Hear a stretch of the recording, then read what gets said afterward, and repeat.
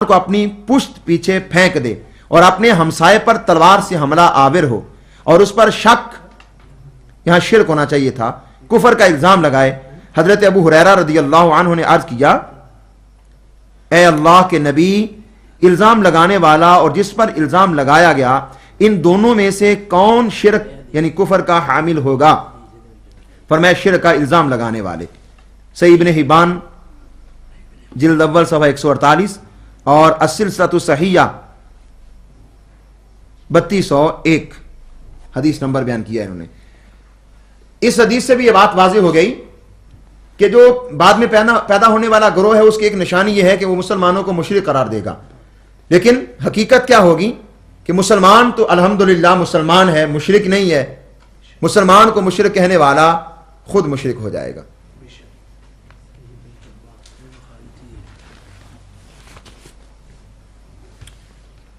बुखारी जिल्द 2। इसी सिलसिले की एक कड़ी हजरत सैयदना अब्दुल्ला बिन उमर रदियल्लाहु ताला अन्हुमा का यह फतवा भी है। यही लोग आजकल जब हम इनको देखते हैं, वो जो नस्ल नबी पाक सल्लल्लाहु अलैहि वसल्लम ने फरमाई थी बाद में पैदा होगी, आज उस नस्ल को, उस ग्रोह को और धर्म को और फिरके को जब हम देखते हैं तो उनकी एक निशानी हम वाज़े तौर पे अपने सामने महसूस करते हैं कि वो लोग बुतों वाली आयतों को, कुफार के बारे में जो आयतें नाज़िल हुई हैं उनको मुसलमानों पे चस्पा करते हैं, अंबिया और औलिया पे चस्पा करते हैं, और काफिरों वाली आयतें, मुशरिकीन वाली आयतें जो हैं वो मुसलमानों पर फिट करते हैं। इस हवाले से हजरत अब्दुल्ला बिन उमर का ये कौल मुलाहिज़ा फरमाएं, बुखारी जिल्द 2 सफ़ा नंबर 1024 पर मौजूद है। फरमाते हैं, वकान नब्नु उमर यराहुम शिरार खल्किल्ला। हजरत सैयदना अब्दुल्ला बिन उमर उनको, किनको, ये इमाम बुखारी ने ऊपर बाब बांधा है, बाबो कितालुल खवारिज वल मुल्हिदीन बादा इकामतिल हुज्जत अलैहिम। खारजियों का और दीन से निकलने वाले लोगों के बारे में यह बाब है, और वो दीन से निकलने वाले वही लोग हैं जिनके बारे में अभी सरकार करीम सल्लल्लाहु अलैहि वसल्लम के इरशादात आलिया पीछे बयान किए जा चुके हैं। उनको हजरत अब्दुल्ला बिन उमर यराहुम शरार खल्किल्ला, अल्लाह की मखलूक में सबसे ज्यादा शरीर समझते थे। जैसे हदीस मरफू के अंदर भी यह रवायत गुजर गई, शरुल खल्क वल खलीका। तो अब्दुल्ला बिन उमर रदियल्लाहु अन्हुमा का भी यह फतवा यहां मौजूद है। वजह उसकी बयान करते हैं, फरमाते हैं, वकाला इन्नहुम इन तलकू इला आयातिन नज़रत फिल कुफ़ारी फजअलूहा लिल मुमिनीन। फरमाया कि उनका क्या तरीका है और उनका गुनाह क्या है, जुर्म क्या है, उनको सबसे ज्यादा शरीर तरीन क्यों समझा जाता है? फरमाते हैं वजह यह है कि उन लोगों ने वो आयतें जो कुफार के बारे में नाजिल हुई थी उन्होंने मुसलमानों पर चश्मा कर दी, मोमिनों पर उन्होंने उनको चश्मा कर दिया है। इसलिए ये लोग बदतरीन लोग हैं और शरीर तरीन हैं कि जिनको कुरान की समझ नहीं है, हदीस की समझ नहीं है। कुरान का नाम लेते हैं, हदीस का नाम लेते हैं, नबी पाक सल्लल्लाहु ताला अलैहि वसल्लम का कलमा पढ़ने के बावजूद आपके फरमुदात को दुरुस्त तरीके से नहीं मानते, बल्कि आपके लाए हुए दीन से खारिज हो गए हैं। अब ये यहां तक एक बाब आपके सामने हमने रखा है, और इसमें वाज़ेह तौर पर यह बात कुरान और हदीस के हवालाजात से और मुखालिफिन की किताबों, उनके तराजुम से हमने इसको पेश कर दिया कि नबी पाक सल्लल्लाहु ताला अलैहि वसल्लम ने पेशीन गोई फरमाई कि बाद में कौम आएगी जो गुस्ताख और बेअदब होगी, उसकी निशानियां बयान फरमा दी, अलामतें बयान फरमा दी। लेकिन इससे आगे हम अहादीस के हवाले से यह बात समझना चाहते हैं नबी पाक सल्लल्लाहु ताला अलैहि वसल्लम से कि वो क्या अहादीस मुबारका में उस निकलने वाले गिरोह की कोई समत, कोई जेहत, कोई उनकी साइड इलाके की तकसीम या उसकी तायीन, कोई निशानदेही सरकार ने फरमाई है? तो ये बात जब हम अहादीस मुक़द्दसा को पढ़ते हैं तो हमारे सामने आती है। नबी पाक सल्लल्लाहु ताला अलैहि वसल्लम ने उम्मत की आसानी के लिए निशानदही भी फरमा दी कि वो कौम जो बाद में निकलने वाली है उसका ताल्लुक मशरक के इलाके के साथ होगा, और मशरक ये हर इलाके के एतबार से मशरक नहीं बल्कि मदीना तैयबा के लिहाज से, क्योंकि ये फरमान नबी पाक सल्लल्लाहु ताला अलैहि वसल्लम ने मदीना तैयबा में बयान फरमाया था। ये देखें बुखारी जिल्द 2 सफ़ा नंबर 1050, यहां पर हजरत इमाम बुखारी रहमतुल्लाह ताला अलैह ने पूरा बाब कायम किया है। बाब कौल नबी सल्लल्लाहु अलैहि वसल्लम अल फितनतो मिन क़िबलिल मशरिक़। इमाम बुखारी कहते हैं कि ये बाब इस बारे में है کہ نبی پاک صلی اللہ تعالی علیہ وسلم کا فرمان ہے فتنہ جو ہے وہ مشرق کی طرف سے آئے گا، مشرق سے نکلے گا۔ اب حدیث بیان کرتے ہیں آگے، کہتے ہیں ان سالم عن الزہری عن سالم عن ابیہ عن النبی صلی اللہ علیہ وسلم، حضرت سالم جو عبداللہ بن عمر کے صاحبزادے ہیں، یعنی سالم بن عبداللہ بن عمر، حضرت فاروق اعظم کے پوتے، حضرت سیدنا عبداللہ بن عمر کے صاحبزادے حضرت سالم اپنے باپ یعنی عبداللہ بن عمر سے بیان کرتے ہیں، اور وہ نبی پاک صلی اللہ تعالی علیہ وسلم سے بیان کرتے ہیں۔ کیا بیان کرتے ہیں؟ انہ قام الی جنب المنبر، عن النبی صلی اللہ علیہ وسلم انہ قام الی جنب المنبر، بے شک آپ منبر کی ایک طرف کھڑے ہوئے، فقال الفتنۃ ہا ہونا الفتنۃ ہا ہونا، تو آپ صلی اللہ علیہ وسلم نے ارشاد فرمایا فتنہ ادھر سے ہوگا، فتنہ ادھر سے ہوگا، من حیث یطلع قرن الشیطان، فرمایا جدھر سے شیطان کا سینگ نکلے گا، او قال قرن الشمس، قرن الشیطان کہا یا قرن الشمس کہا، یعنی جہاں سے وہاں سے فتنہ آئے گا جہاں پر شیطان کا سینگ پیدا ہوگا، یا یہ فرمایا کہ جہاں جدھر سے شیطان کا سینگ پیدا ہوگا وہاں فتنہ آئے گا، یا یہ فرمایا کہ جدھر سے سورج نکلتا ہے وہاں سے فتنہ آئے گا۔ اب ظاہر ہے سورج جو ہے وہ مشرق کی طرف سے نکلتا ہے، تو نبی پاک صلی اللہ تعالی علیہ وسلم نے گویا بیان فرما دیا فتنہ جو ہے وہ مشرق کی طرف سے آئے گا۔ اب اس کے آگے دوسری روایت ہے ان نافع، پہلے سالم بیان کرتے ہیں، نیچے نافع بیان کرتے ہیں، ان ابن عمر انہ سمع رسول اللہ صلی اللہ علیہ وسلم، حضرت عبداللہ بن عمر نے رسول اللہ صلی اللہ تعالی علیہ وسلم سے سماعت کیا، وہو مستقبل المشرق، اس حال میں کہ نبی پاک صلی اللہ تعالی علیہ وسلم کا چہرہ مبارک مشرق کی طرف تھا۔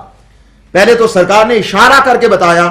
مشرق سے فتنہ آئے گا، یہاں سے فتنہ پیدا ہوگا، اور دوسری روایت میں یہ ہے کہ سرکار کا رخ انور مشرق کی جانب تھا، نبی پاک صلی اللہ علیہ وسلم نے رخ مشرق کی جانب کر کے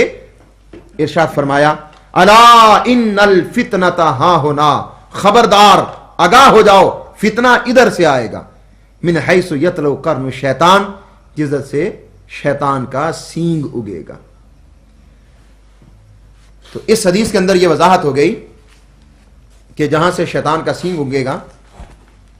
وہ علاقہ یعنی فتنوں والا علاقہ جو ہے وہ مشرق کا علاقہ ہے۔ یہ جلد 2 پر صفحہ 1128 پر یہ موجود ہے۔ نبی پاک صلی اللہ علیہ وسلم فرمایا یخرج الناس من قبل المشرق، لوگ نکلیں گے فتنے والے گمراہ بے ادب لوگ مشرق کی طرف سے،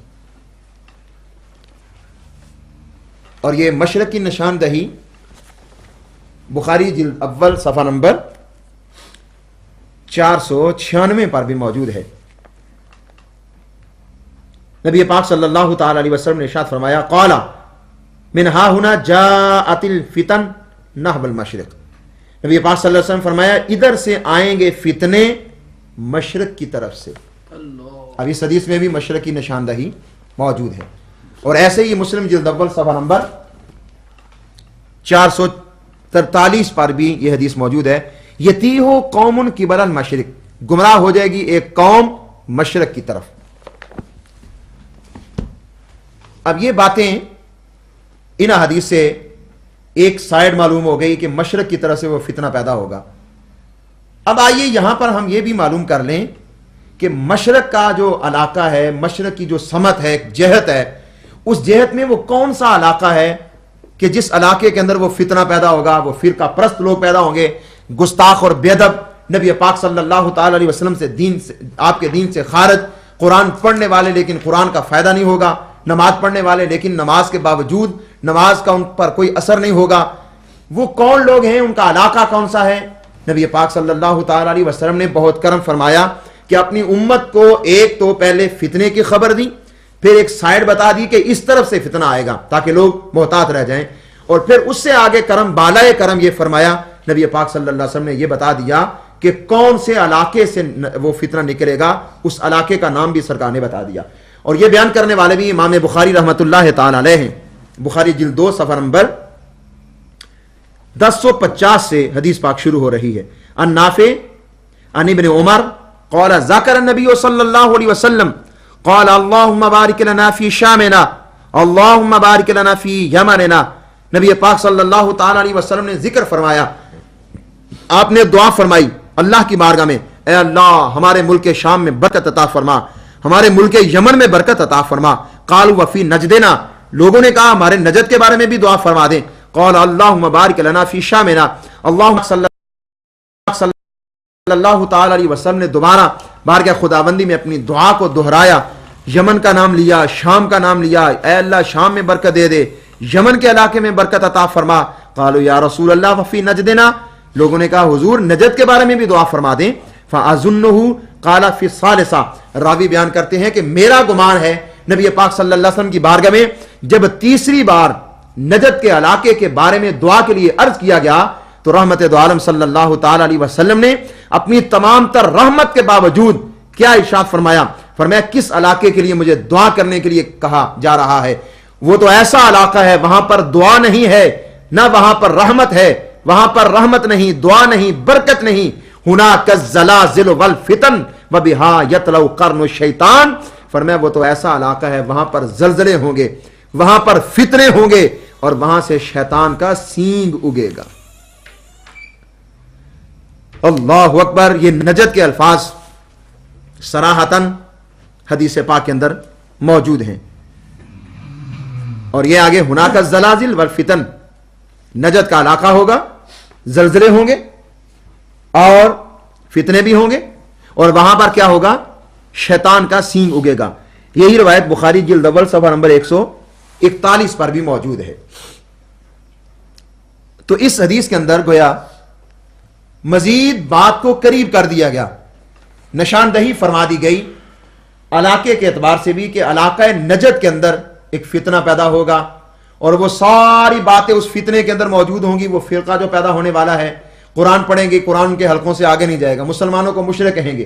काफिरों वाली आयतें जो हैं वो मोमिनों पर चस्पा करेंगे, मुसलमानों को काफिर करार देंगे और मुसलमानों को मुशरिक कहेंगे।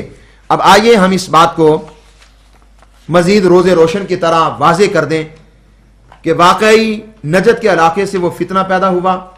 जो नबी पाक सल्लल्लाहु ताला अलैहि वसल्लम ने बयान किया। लेकिन आइए हम ये मालूम कर लें कि नजद का इलाका जो है वो मदीना शरीफ से किस तरफ है,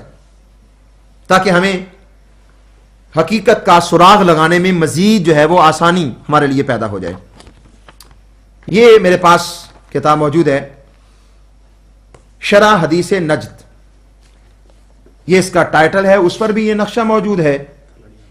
और उसके अलावा ये किताब के सवा 112 के आगे भी ये बाकायदा नक्शा दिया हुआ है। ये देखिए,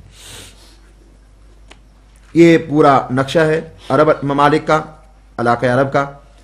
और ये है मगरब, ये है मशरिक, शमाल, जुनूब,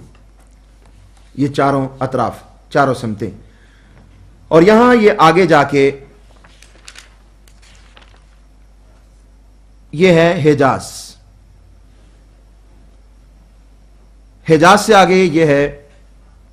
अल मदीनतुल मुनव्वरा, ये मदीना शरीफ है, और मदीना शरीफ से ये इलाका, ये साइड जो है ना, ये मशरक है ये, और ये शुमाल है आगे इस तरफ, बिल्कुल ऐन सीधी समत मदीना शरीफ से देखे मशरक की तरफ तो ये बिल्कुल सीधा आगे ये नजद का इलाका आ रहा है। ये है नजद, मदीना शरीफ, नजद, और समत कौन सी है, मशरक, ये मशरक आ गया। और चलिए इस